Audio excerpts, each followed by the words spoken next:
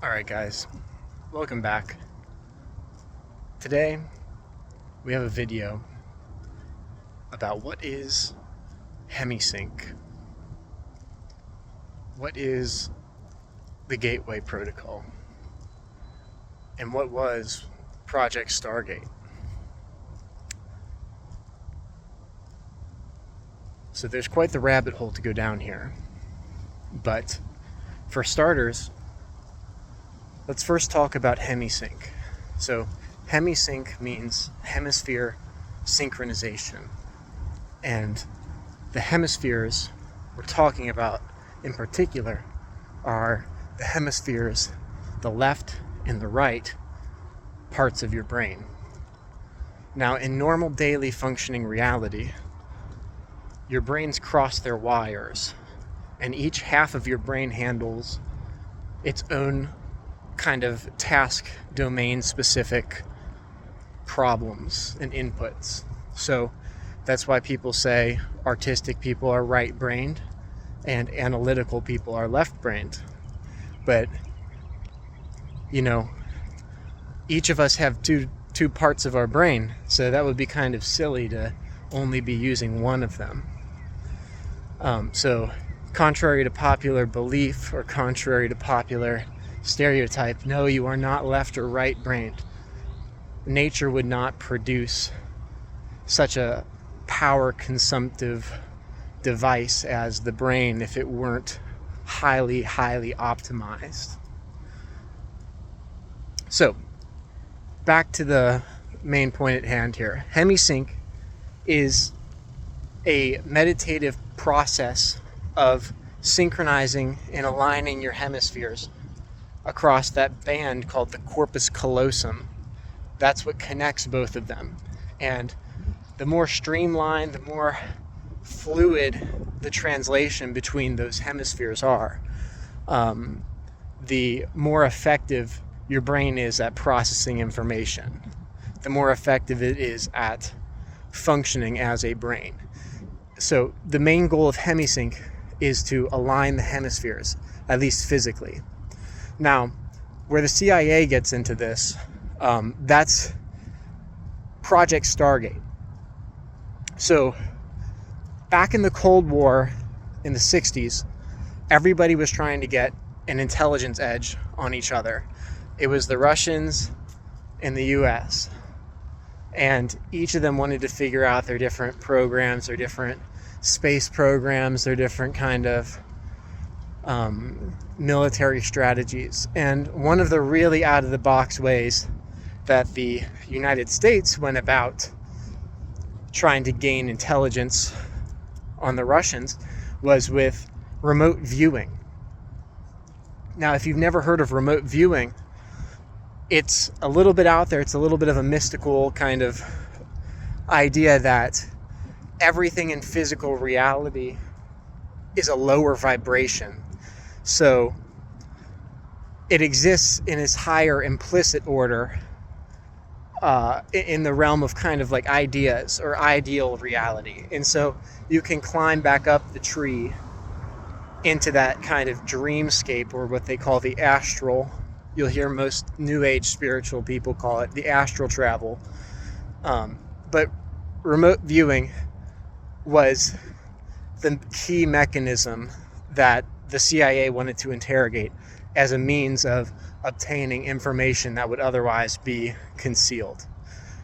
Specifically for things like, different information warehouses. Think about that.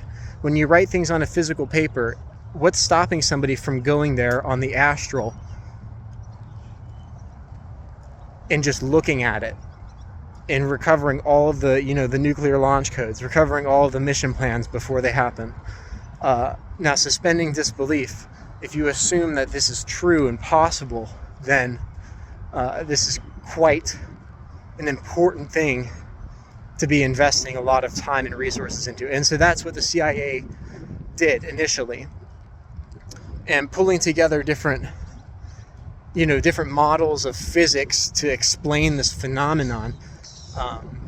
They cited a lot of the literature with Itzhak Bentov, and his book about stalking the wild pendulum and the mechanics of consciousness. But that is basically a preliminary introduction to Hemi-Sync. So Hemi-Sync was developed after the fact and kind of concurrently from the research in remote viewing.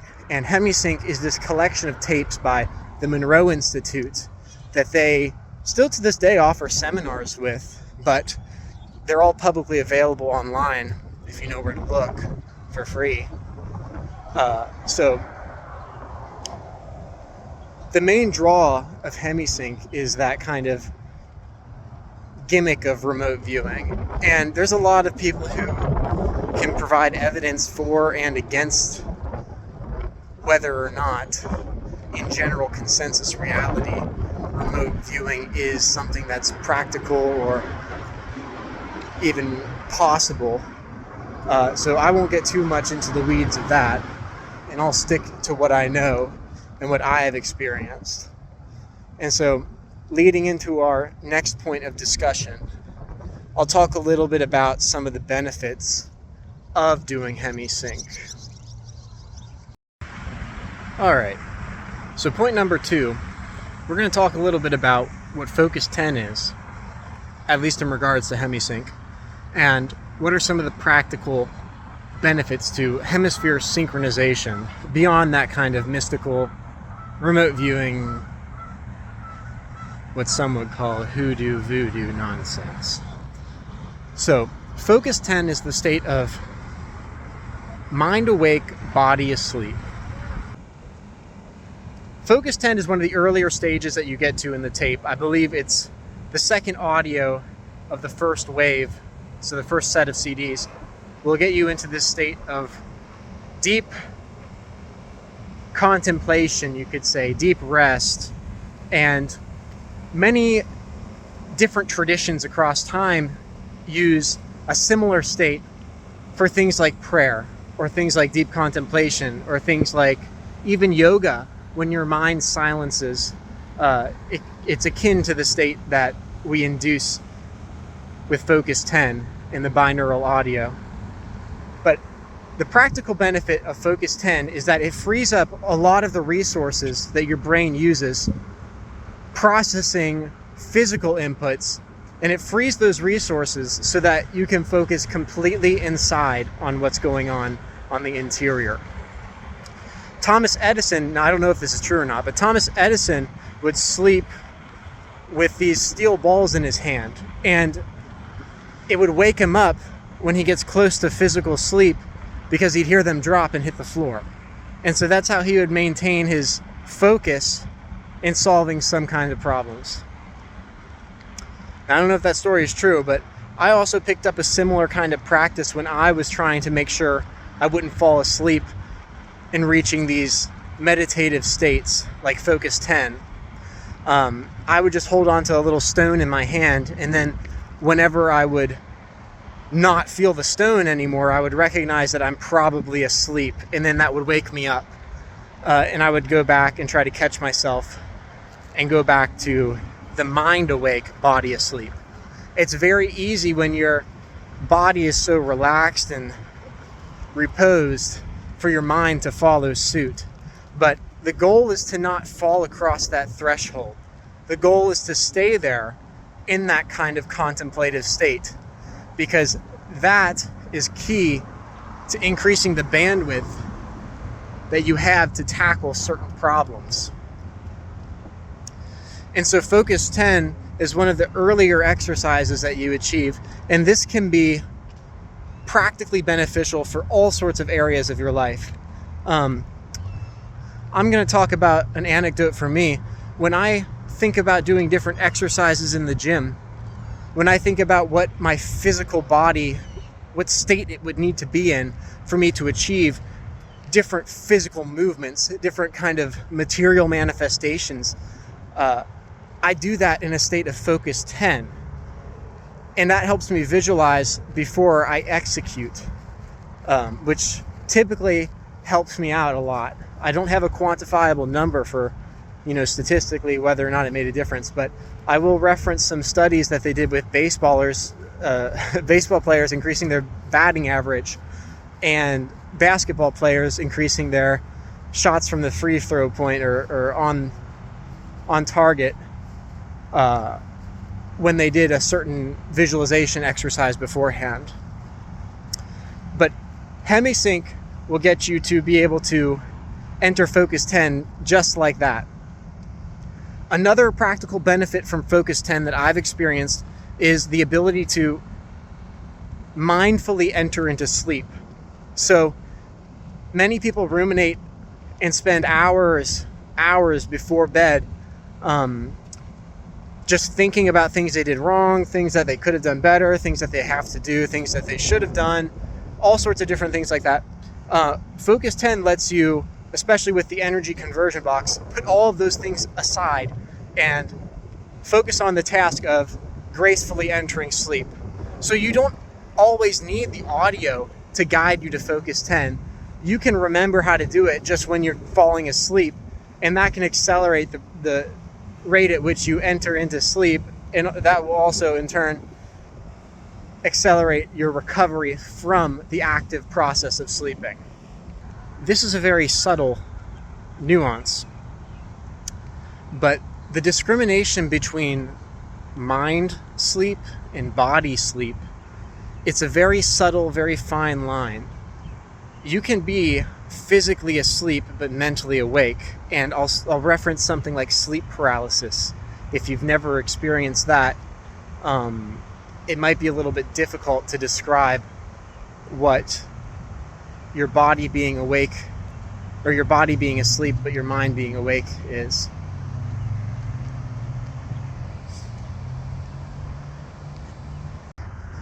Alright, point number 3 of this video is we're going to talk about Focus 12.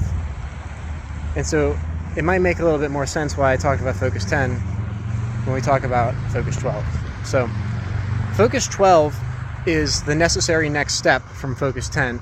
I know that might sound counterintuitive going from 10 to 12. We just skip 11, but it makes sense if you view it as an octave scale or kind of a harmonic sequence. So in the way the Hemi-Sync tapes are laid out, they aren't numerical. So the difficulty between Focus 1 and Focus 10 is not the same as Focus 10 and Focus 20. The same way that you can't really split up musical notes. You can't have like half of an A sharp. You can't have like half of an orange. That's kind of the way that Hemi-Sync partitions numerically the focus stages. So, Focus 10 was mind awake, body asleep. Focus 12 is a state a little bit beyond that. So we call it expanded awareness. So Focus 12 is where you bridge into almost what the physicists would call the implicit order of reality, or the non-local phenomena that govern particle physics. And that sounds really fancy, but it's just a way to say that you're processing inputs through physical means that you otherwise would not be privy to in normal waking awareness. A similar analogy would be to how, what do your dreams consist of? Your dreams, you kind of just find yourself in a state of, something's happening, and then another thing's happening. And the sequence doesn't really make much sense. But if we want to get really technical and talk about a materialist view of dreams, we'll say it's just random impulses firing in your brain. But still, the point stands that it's a collection of almost non-locally determined information. That's what I would describe Focus 12 as, at least in an easy to understand way. And I know that's not very easy to understand, but it's the best words we've got in the English language. So Focus 12 is this state of expanded awareness.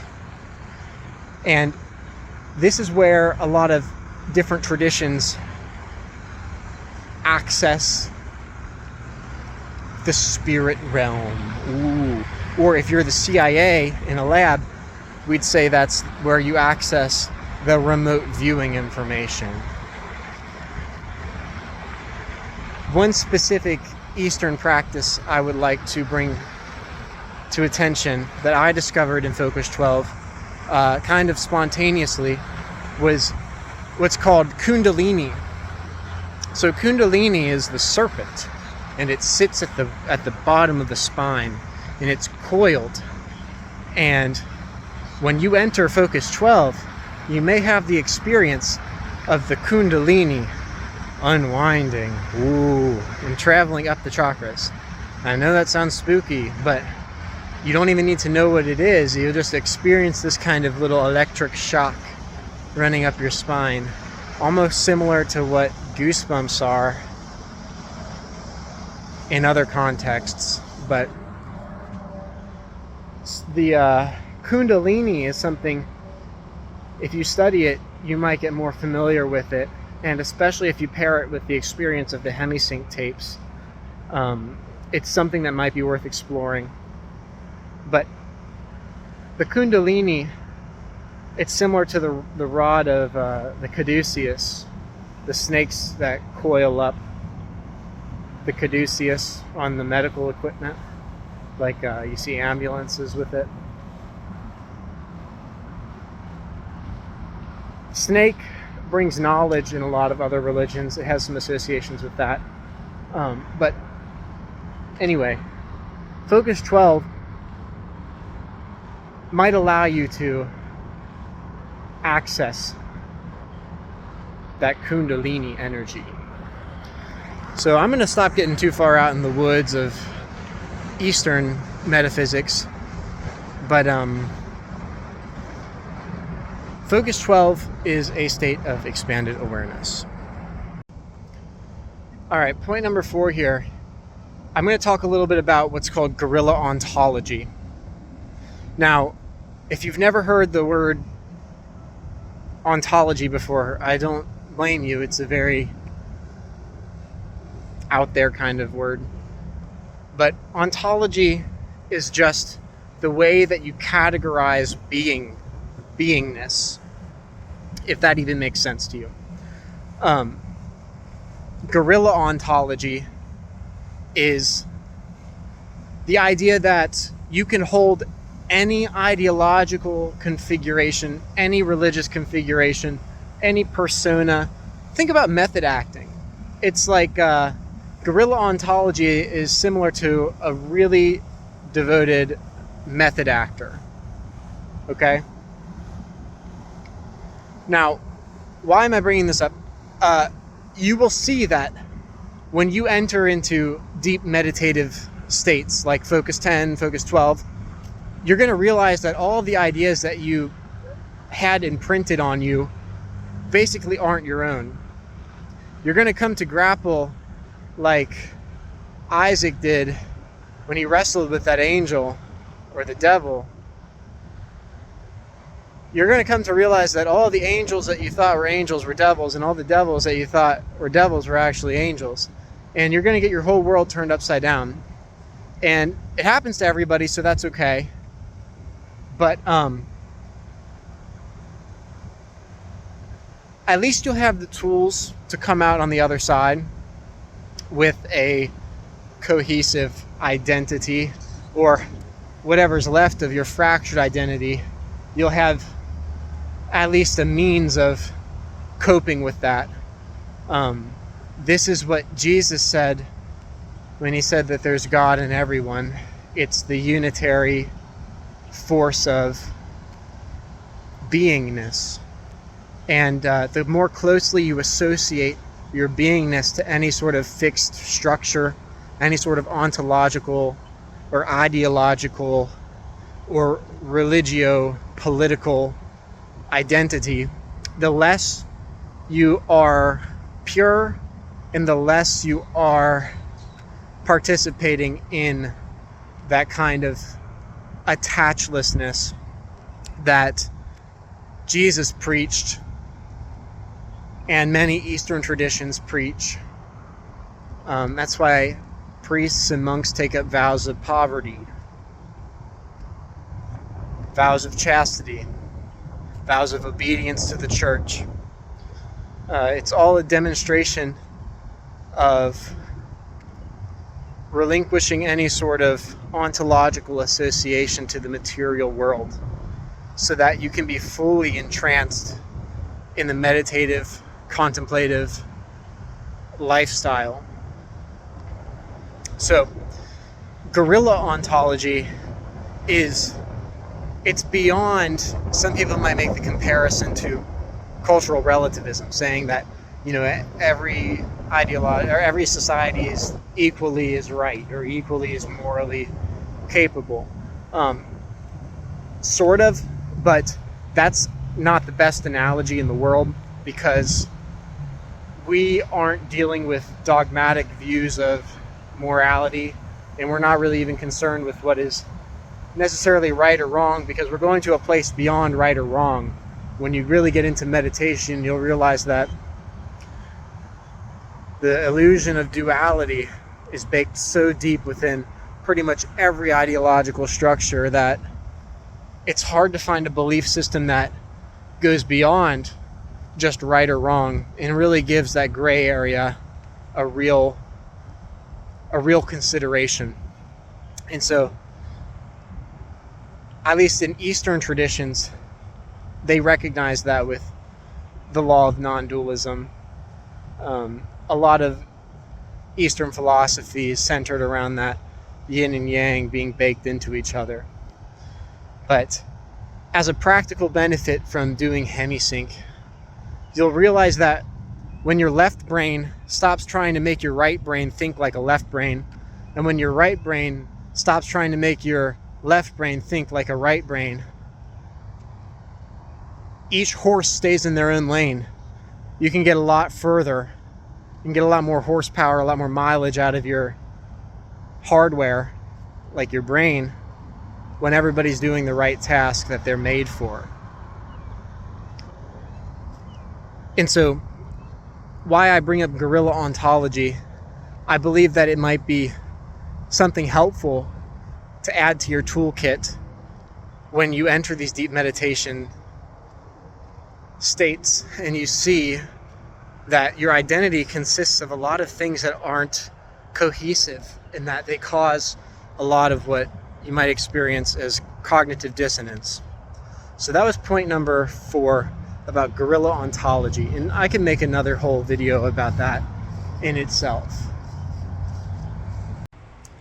All right, so point number 5, I'm going to talk a bit about the importance of having an intelligent guide, whether that's somebody who's here today physically as a person in the same general consensus reality sphere that you inhabit, or if your guide consists in the literature, in the books, in the great stories and the works that have been produced and passed down through time.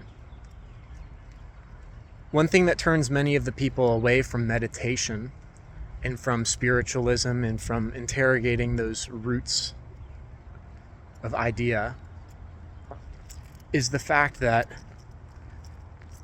when you open yourself up to new ideas, things can get very persuasive very quickly.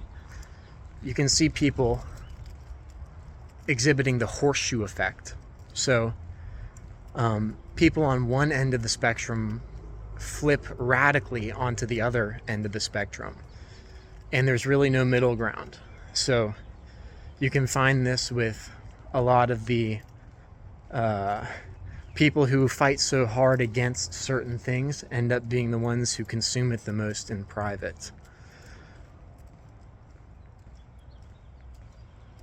There's many examples of that are not PG-13. But so the idea here is that having grounded, firm, foundational literature, or a grounded, firm, experienced mentor, it's going to be key to your rapid progression through meditative tools like Hemi-Sync, or through any sort of investigation that you do into knowledge. That's why people pay so much for those lifestyle gurus, to basically tell them to do the obvious thing. People donate to streamers for life advice, and it's like, man, should I throw my entire life away and go be a didgeridoo artist in the wilderness, or should I, plan for the future and do the right thing? Well, who's to say what's actually right? Maybe they will strike it big as a didgeridoo singer after taking a major ayahuasca trip and learning tarot. But I'm being a little facetious there. The core idea is that if you have the right structure and the right guides, you won't be led astray. And regardless if you do have the right guide or not, as long as you yourself know and practice the Delphic maxim, Gnothi Suthan, know thyself. As long as you practice that maxim of knowing yourself, it would be very hard to be led astray, even by your own mind. You'll find that when you enter Focus 10 or Focus 12, you might get extremely distracted by these different thought forms that want your attention. They want your time. They want your mind. They want to capture your attention. But you'll find that with time, with effort, with dedicated work, you can overcome pretty much any force through willpower alone. And that's what free will is the choice to say no. There was a very interesting study they did. It's called You Have Free Won't, Not Free Will. And basically, you go through and you repeat these habits, but they showed that the decision to not do something was actually where the brain activity fired the most. It was in the decision to not repeat a behavior pattern, to not let that thought form manifest beyond just a fleeting instant. And this is where I believe there's a parable with Jesus talking about you're not responsible for all the thoughts that come through your head, but you are responsible for the thoughts that you let sit and roost. And I think he used an example with like crows in a field. You're not responsible for the crows that fly through the field, but the ones that you decide to feed, the birds you decide to feed as thoughts, are going to come home to roost. So point number 5 is that having strong foundational firm literature or guides goes a long way. Point number 6, we're going to talk about some anecdotes and some of my personal experience through picking up Hemi-Sync, meditation, and even what I've learned from starting a YouTube channel and sharing my ideas. You'll find that people are very supportive. Maybe I'm just lucky, but people are very supportive in offering you help, offering you advice, offering you well-intentioned things to help you along with your goals. And that's a good thing, at least I think for now. But the main point here is that if I never had this kind of morbid fascination with, why do people practice religion? Why are we born into different religions, different dogmatic structures?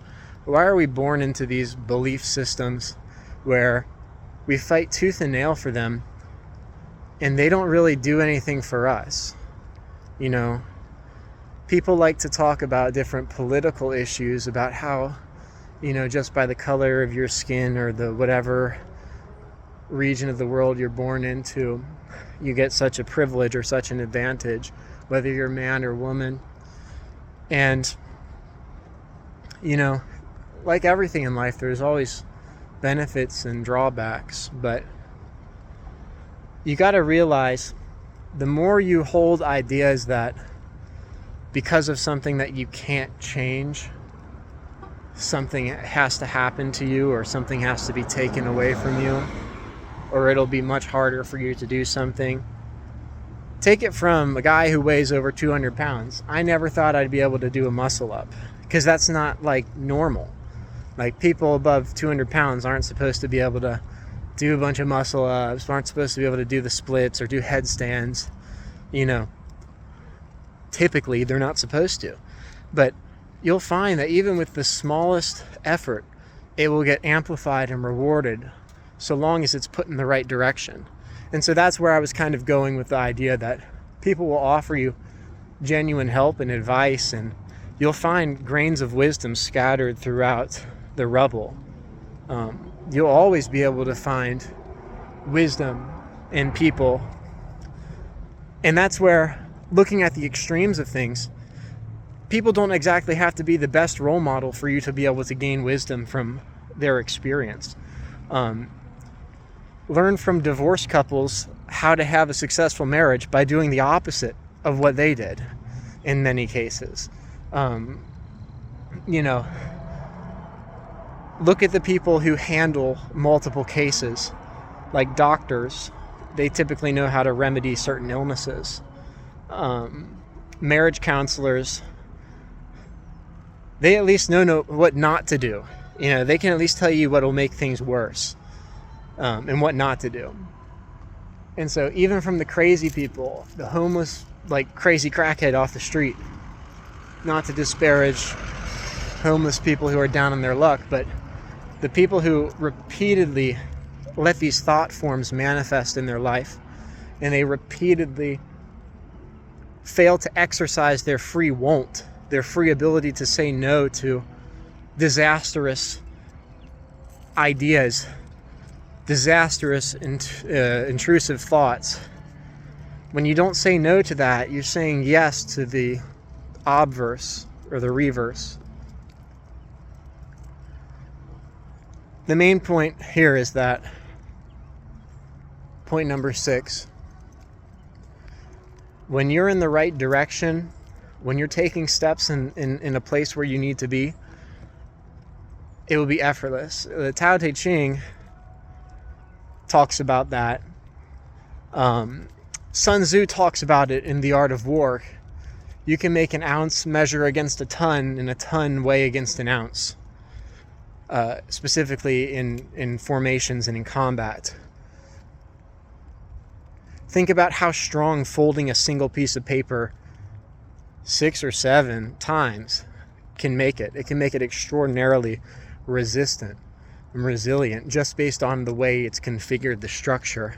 And so if you fold yourself, that's why yoga is important a little bit. Yoga of the body, yoga of the mind.